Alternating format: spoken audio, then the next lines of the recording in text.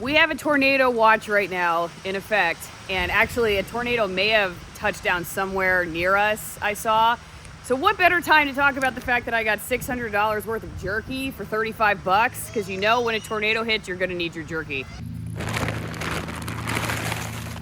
We got all kinds. There's buffalo, venison, wild boar, you name it. And it's hard to find jerky that I want to eat or I want to feed the kids because it's often filled with all kinds of nasty stuff. And this is, you know, for jerky that we didn't make ourselves, this stuff's pretty clean. So every once in a while we go to the farm store, I'll buy a bag or two because it's not cheap.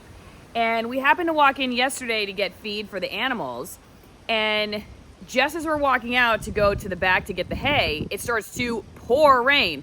So I'm like, I don't know about driving home in this with the hay. And the manager of the store is like, well, you could just come back since you guys live close.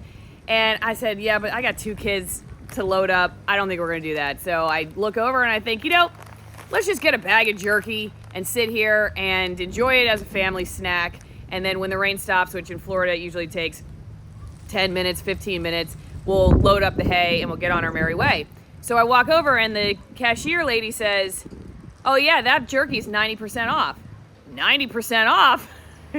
Well, I'll just take the whole rack. So I asked the manager, what would you give me, you know, as a deal for taking the entire rack off your hands? Because basically they're getting a whole new load of inventory and this is getting closer to the best buy date. It's like the best buy date's in like a month or so. And whatever, it doesn't matter to me. We'll just put it in the freezer. So I'm like, what would you give me? So they take the whole cart back. The kids destroy the store in the meantime as they're tabulating what's going on. In fact, I probably should have paid them for babysitting instead of taking this smoking deal on jerky. And when it was all said and done, they looked at me and said, 35 bucks, about 35 bucks. So that's the lesson. Number one, when it starts to rain, look around and think about, why is it raining? Like I said in my last video, I'm trying to see the challenges or the obstacles that come up, like in my schedule. Oh man, we can't leave when we thought we were going to. As opportunities, all right, what's going on? Like, let's just take a second. And in this particular case, instead of just buying a few bags, because first I had them tabulate, you know, I was like, oh, here, I just took a few of these and a few of those and a few of this. And she's like, you're at 10 bucks or something. And I had a huge amount. And I'm like, $10? Like, I should just take the whole thing. So that's when I got the idea. And so anyway, yeah, glad it rained and made me stop and think for a second.